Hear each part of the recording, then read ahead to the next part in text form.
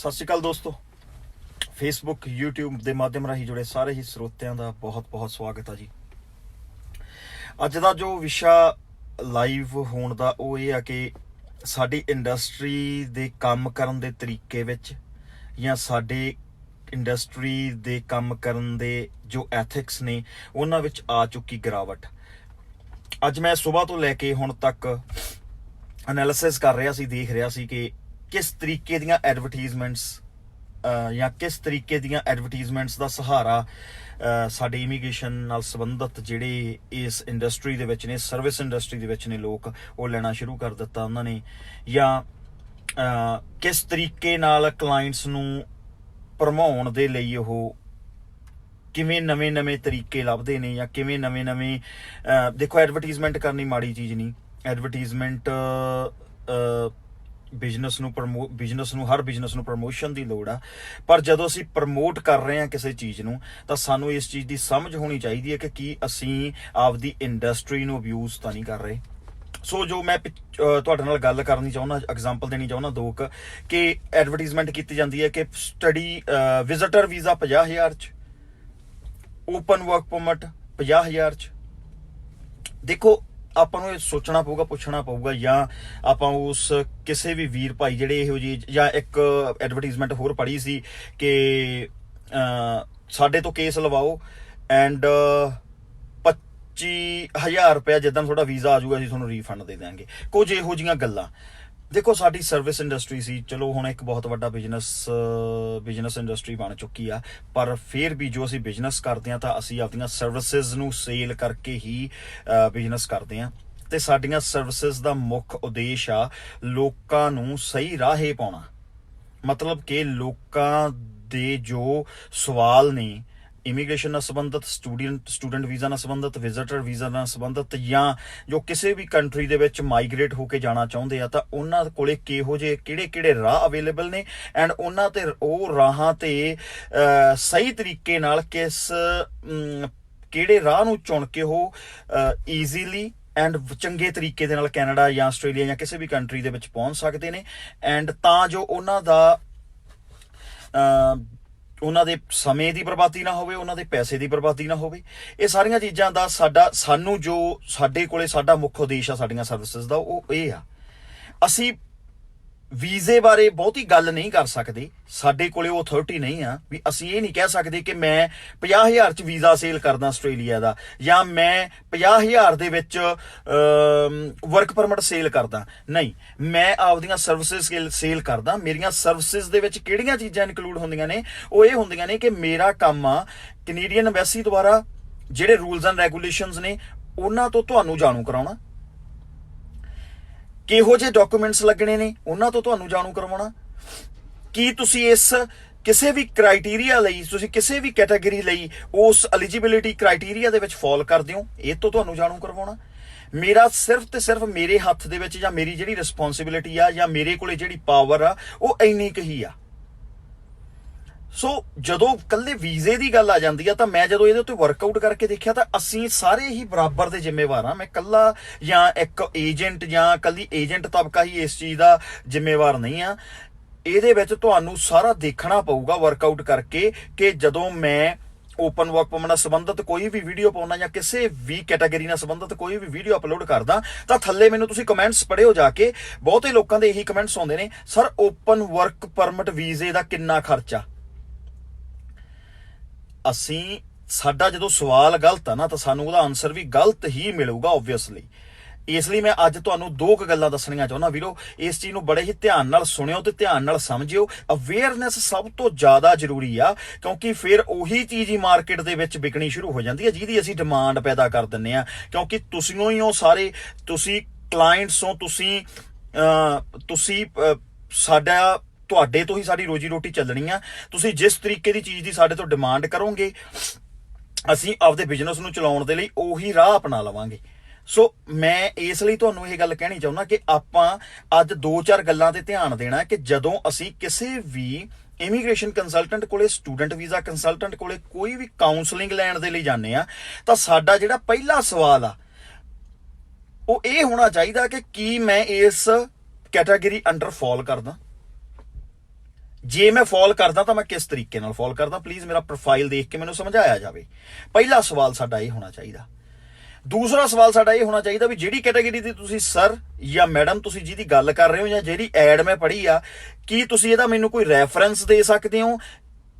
ਜਿਵੇਂ open work permit ਦੀ example ਲੈ ਲਓ, ਵੀ ਤੁਸੀਂ ਮੇਰੇ ਕੋਲ ਓਪਨ ਵਰਕ ਪਰਮਿਟ ਬਾਰੇ ਪੁੱਛਣ ਆਏ ਹੋ, ਤਾਂ ਤੁਹਾਡਾ ਇਹ ਫਰਜ਼ ਬਣਦਾ ਕਿ ਤੁਸੀਂ ਮੇਰੇ ਤੋਂ ਪੁੱਛੋ ਵੀ ਮੈਂ ਐਲੀਜੀਬਲ ਹਾਂ। ਤਾਂ ਮੈਂ ਤੁਹਾਨੂੰ ਦੱਸੂਗਾ ਹਾਂਜੀ ਸਰ ਤੁਸੀਂ ਐਲੀਜੀਬਲ ਹੋ, ਕਿਉਂਕਿ ਤੁਹਾਡਾ ਸਪਾਊਸ ਕੈਨੇਡਾ ਦੇ ਵਿੱਚ ਗਵਰਨਮੈਂਟ ਫੰਡਡ ਕਾਲਜ ਅੰਡਰ ਪੜ੍ਹ ਰਿਹਾ ਹੈ, ਫੁੱਲ ਟਾਈਮ ਸਟੂਡੈਂਟ ਆ, ਤੁਸੀਂ ਲੀਗਲੀ ਮੈਰਿਡ ਹੋ ਐਂਡ ਤੁਹਾਡੇ ਆਹ ਡਾਕੂਮੈਂਟੇਸ਼ਨ ਚਾਹੀਦੇ ਆ। ਤੁਸੀਂ ਮੇਰੇ ਤੋਂ ਪੁੱਛੋਗੇ ਜੀ ਨਹੀਂ ਉਹ ਪੜ੍ਹ ਨਹੀਂ ਰਹੇ, ਉਹ ਵਰਕ ਪਰਮਿਟ ਤੇ ਆ। ਮੈਂ ਕਹੂੰਗਾ ਜੀ ਵਰਕ ਪਰਮਿਟ ਤੇ ਆ ਤਾਂ ਤੁਸੀਂ ਤਾਂ ਐਲੀਜੀਬਲ ਹੋ ਜੇ ਉਹਨਾਂ ਕੋਲੇ ਉਹਨਾਂ ਦੀ ਜਿਹੜੀ ਜੌਬ ਦੀ ਐਨਓਸੀ ਆ ਉਹ ਸਬ ਕਲਾਸ 0 A ਜਾਂ B ਦੇ ਵਿੱਚ ਆ, ਐਂਡ ਉਹਨਾਂ ਨੂੰ ਜੌਬ ਕਰਦਿਆਂ ਨੂੰ ਤਕਰੀਬਨ 1.5 ਮਹੀਨਾ ਹੋ ਗਿਆ, ਕਿਉਂਕਿ 3 ਪੇ ਸਲਿੱਪ ਸਾਨੂੰ ਚਾਹੀਦੀਆਂ ਹੋਣਗੀਆਂ। ਇਹ ਸਾਰੀਆਂ ਗੱਲਾਂ ਬਾਰੇ ਮੈਂ ਤੁਹਾਨੂੰ ਜਦੋਂ ਜਾਣਕਾਰੀ ਦਊਂਗਾ, ਉਸ ਤੋਂ ਬਾਅਦ ਤੁਸੀਂ ਦੇਖੋਗੇ ਆਪਦੇ ਪ੍ਰੋਫਾਈਲ ਨੂੰ ਕਿ ਜੋ ਇਹਨੇ ਮੈਨੂੰ ਗੱਲਾਂ ਬੋਲੀਆਂ ਨੇ ਉਹ ਸਾਰੀਆਂ ਉਸੇ ਤਰੀਕੇ ਦੇ ਨਾਲ ਮੇਰੇ ਕੋਲੇ ਉਹ ਸਾਰੀਆਂ ਚੀਜ਼ਾਂ ਅਵੇਲੇਬਲ ਹੈਗੀਆਂ ਕਿ ਨਹੀਂ ਹੈਗੀਆਂ। ਉਹ ਸਾਰੀਆਂ ਮੇਰੇ ਕੋਲੇ ਜੋ ਐਲੀਜੀਬਿਲਿਟੀ ਕ੍ਰਾਈਟੇਰੀਆ 'ਚ ਫਾਲ ਕਰਨ ਦੇ ਲਈ ਜੋ ਰਿਕੁਆਇਰਮੈਂਟਸ ਦੱਸੀਆਂ ਮੈਂ ਉਹਨਾਂ ਨੂੰ ਮੀਟ ਕਰਦਾ ਕਿ ਨਹੀਂ ਕਰਦਾ। ਫਿਰ ਉਸ ਤੋਂ ਬਾਅਦ ਤੁਹਾਡਾ ਫਰਜ਼ ਬਣਦਾ ਕਿ ਤੁਸੀਂ ਮੇਰੇ ਤੋਂ ਉਹਦਾ ਰੈਫਰੈਂਸ ਮੰਗੋ। ਜੇ ਤੁਸੀਂ ਆਪ ਆਨਲਾਈਨ ਜਾ ਕੇ ਨਹੀਂ ਪੜ੍ਹਿਆ ਤਾਂ ਮੈਂ ਤੁਹਾਨੂੰ ਉਹਦਾ ਲਿੰਕ ਦੇਵਾਂ ਵੀ ਤੁਸੀਂ ਇੱਥੇ ਜਾ ਕੇ ਆਨਲਾਈਨ ਪੜ੍ਹ ਰਹੇ ਹੋ। ਉਸ ਤੋਂ ਬਾਅਦ ਤੁਸੀਂ ਮੇਰੇ ਤੋਂ ਇਹ ਚੀਜ਼ ਪੁੱਛੋ ਵੀ ਮੈਨੂੰ ਤੁਸੀਂ ਮੈਨੂੰ ਦੱਸੋ ਵੀ ਇਹਦਾ ਖਰਚਾ ਕੀ ਆ, ਕਿਉਂਕਿ ਖਰਚਾ ਹਰੇਕ ਇਮੀਗ੍ਰੇਸ਼ਨ ਕੰਸਲਟੈਂਟ ਦਾ ਹਰੇਕ ਕੰਪਨੀ ਦਾ ਡਿਫਰੈਂਟ ਆ। ਕਿਉਂਕਿ ਜੋ ਮੈਂ ਚਾਰਜ ਕਰਦਾ ਜਾਂ ਜੋ ਕੋਈ ਵੀ ਵੀਰ ਭਾਈ ਸਾਡਾ ਐਡਵਰਟਾਈਜ਼ਮੈਂਟ ਕਰਦਾ 50,000 10,000 20,000 ਉਹ ਸਾਡੀ ਆਪਦੀ ਸਰਵਿਸ ਚਾਰजेस ਨੇ। ਉਹ ਕਿਸੇ ਦੇ ਕਿੰਨੇ ਵੀ ਹੋ ਸਕਦੇ ਨੇ, ਕਿਸੇ ਦੇ 10,000 ਹੋ ਸਕਦੇ ਨੇ, ਕਿਸੇ ਦੇ 20,000 ਹੋ ਸਕਦੇ ਨੇ, ਕਿਸੇ ਦੇ 50,000 ਹੋ ਸਕਦੇ ਨੇ, ਕਿਸੇ ਦੇ 2 ਲੱਖ ਹੋ ਸਕਦੇ ਨੇ। ਅਸੀਂ ਤੁਹਾਨੂੰ ਉਹ ਲਿਖ ਕੇ ਦੇਵਾਂਗੇ ਕਿ ਭਾਈ ਆਹ ਸਾਡੇ ਸਰਵਿਸ ਚਾਰजेस ਨੇ, ਇਹ ਅਸੀਂ ਇੰਨੇ ਵੀਜ਼ਾ ਤੋਂ ਪਹਿਲਾਂ ਲੈਂਦੇ ਆ, ਇੰਨੇ ਵੀਜ਼ਾ ਤੋਂ ਬਾਅਦ ਲੈਂਦੇ ਆ। ਕੋਈ ਕਹਿੰਦਾ ਅਸੀਂ ਵੀਜ਼ਾ ਤੋਂ ਬਾਅਦ ਹੀ ਲਵਾਂਗੇ, ਪਹਿਲਾਂ ਚਾਰਜ ਨਹੀਂ ਕਰਾਂਗੇ। ਕੋਈ ਕਹਿੰਦਾ ਜੀ ਅਸੀਂ ਹਾਫ ਪਹਿਲਾਂ ਲਵਾਂਗੇ, ਹਾਫ ਬਾਅਦ ਚੋਂ ਲਵਾਂਗੇ। ਕੋਈ ਕਹਿੰਦਾ ਜੀ ਅਸੀਂ 80% ਬਾਅਦ ਚੋਂ ਲਵਾਂਗੇ, 20% ਪਹਿਲਾਂ ਲਵਾਂਗੇ। ਉਹ ਅਸੀਂ ਤੁਹਾਨੂੰ ਲਿਖ ਕੇ ਦੇਵਾਂਗੇ। ਉਸ ਤੋਂ ਬਾਅਦ ਅਸੀਂ ਤੁਹਾਨੂੰ ਨਾਲ ਦੱਸਾਂਗੇ ਭਾਈ ਤੁਹਾਡੀ ਇੰਨੀ ਅੰਬੈਸੀ ਹਾਈ ਕਮਿਸ਼ਨ ਦੀ ਫੀ ਆ, CIC ਦੇ ਚਾਰजेस ਆ ਨਹੀਂ, ਤੇ ਇੰਨੇ ਤੁਹਾਡੇ ਬਾਇਓਮੈਟ੍ਰਿਕ ਦੇ ਚਾਰजेस ਨੇ। ਇਹ ਜਿਹੜੇ ਚਾਰजेस ਦੀ ਗੱਲ ਆ ਵੀਰੋ, ਇਹ ਸਾਰਿਆਂ ਤੋਂ ਐਂਡ ਤੇ ਆਉਂਦੀ ਆ, ਲਾਸਟ ਤੇ ਆਉਂਦੀ ਆ। ਸੋ ਜਦੋਂ ਵੀ ਤੁਸੀਂ ਕਿਸੇ ਨਾਲ ਗੱਲ ਕਰਨ ਜਾਂਦੇ ਹੁੰਦੇ ਆ ਜਾਂ ਮੇਰੇ ਤੋਂ ਵੀ ਆਨਲਾਈਨ ਆ ਕੇ ਕੁਐਸਚਨ ਪੁੱਛਦੇ ਹੁੰਦੇ ਆ, ਤਾਂ ਸਭ ਤੋਂ ਪਹਿਲਾਂ ਇਹੀ ਨਾ ਸਵਾਲ ਪੁੱਛਿਆ ਕਰੋ ਕੀ ਖਰਚਾ ਆਉਂਦਾ।